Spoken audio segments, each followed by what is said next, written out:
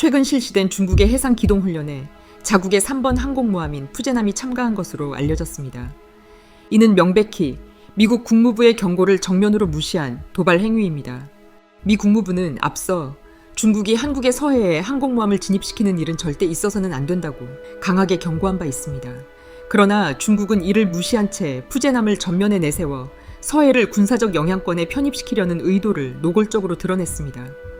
이것은 경계선을 넘은 수준이 아니라 미국의 외교적 권고를 노골적으로 묵살한 행위이며 동시에 한국에 대한 전략적 무시이자 적대적 메시지로 해석됩니다.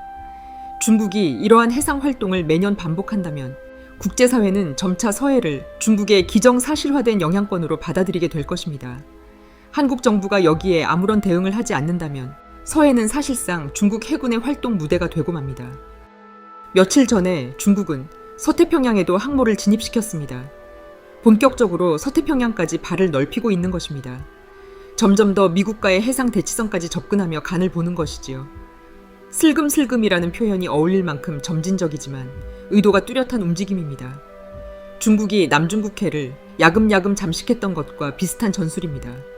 발을 넣었다 뺐다 하면서 나중엔 다리 전체를 담궈버리는 것이지요. 이번 항공모함 중심의 해상 기동훈련에 대해 일본은 즉각 강한 반발을 나타냈습니다. 그러나 중국은 특정 국가를 겨냥한 훈련은 아니다라며 언제나처럼 모호한 입장을 내놨습니다. 이번 훈련의 본질은 누가 어떻게 반응하는가를 지켜보는 전략적 탐색입니다. 중국은 이러한 도발을 통해 일본과 미국이 얼마나 민감하게 반응하는지를 시험하고 있습니다. 상대의 군사 외교적 반응을 데이터 삼아 향후의 전략 수립에 반영하려는 것입니다. 다시 말해 군사적 도발을 반응 떠보기로 활용하고 있는 셈입니다. 그렇다면 미국은 왜 상대적으로 조용한가? 단순히 관망하고 있어서가 아닙니다. 중국에게 불필요한 전략적 힌트를 주지 않기 위해 의도적으로 차분함을 유지하는 것입니다. 군사적 긴장을 자극하면서도 동시에 실속은 챙기려는 중국의 속내를 간파하고 있다는 의미입니다. 이러한 흐름은 동아시아 안보 지형이 더욱 불안정해지고 있다는 경고 신호입니다. 중국의 군사 행보는 더 이상 지역적 문제가 아닙니다. 이는 명백히 미국과 자유주의 진영을 향한 도전이며 한국 역시 결코 무관할 수 없습니다. 중국이 해상 패권을 확장하려는 궁극적인 목적은 해상 영토를 넓힘으로써 안정적인 무역로를 확보하는 데 있습니다. 현재 중국과 미국은 차세대 글로벌 무역 항로를 두고 한반도 인근 해역에서 치열한 알력 다툼을 벌이고 있는 형국입니다. 이런 가운데 이재명은 취임 직후 열린 첫 국무회의에서 해양수산부의 부산 이전을 지시했습니다. 이는 대통령으로서 내린 제1호 공식 지시였으며 부산을 향후 국가 물류 거점으로 삼겠다는 강한 의지를 드러낸 것입니다. 그렇다면 왜 이렇게 급하게 서둘렀을까요? 트럼프 진영은 대한민국의 전략적 항만들을 유라시아 공급망의 중심지로 재편하려는 구상을 추진 중입니다. 이는 중국을 배제한 새로운 글로벌 공급망 구축 전략의 일환이며 북극 항로 장악 역시 주요 목표 중 하나입니다. 흥미로운 점은 이재명 역시 부산을 글로벌 물류 허브로 만들겠다고 공언하며 북극 항로의 중요성을 강조하고 있다는 점입니다. 표면적으로는 미국의 전략에 보조를 맞추는 듯한 모양새지만 실상은 그렇게 단순하지 않을 가능성이 있습니다. 일각에서는 이재명이 미국의 공급망 전략에 순응하며 중국과의 연을 끊는 것처럼 보인다고 해석합니다. 그러나 제도적 움직임과 정책 방향을 면밀히 들여다보면 오히려 중국 측에 유리한 방향으로 흐르고 있다는 것을 알 수 있습니다. 언뜻 보기에 이는 트럼프 대통령이 추진하는 북방 물류 전략과 유사한 외형을 띠고 있지만 그 실질적 방향성과 이익의 흐름은 확연히 다릅니다. 중국은 이미 오래전부터 북극 항로를 빙상 실크로드로 규정하며 야심찬 진출 전략을 펼쳐왔습니다. 이들이 주목하는 핵심 지점은 압록강 일대의 항구 도시로 북중러 세 국가의 국경이 맞닿은 지정학적 요충지입니다. 이런 상황에서 이재명의 북극 항로 구상은 그가 평소 보여온 친중 외교 기조와 맞물려 중국의 전략적 이해관계에 더 부합하는 방향으로 전개될 가능성이 높아 보입니다. 즉 지금 이재명의 행보는 트럼프 진영이 부산항 인프라를 장악하기 전에 먼저 그것을 중국계 자본이 선점할 수 있도록 도우려는 것으로 보입니다. 한편 트럼프 대통령은 새로운 항구들을 장악하며 글로벌 공급망 재편에 본격적으로 나서고 있습니다.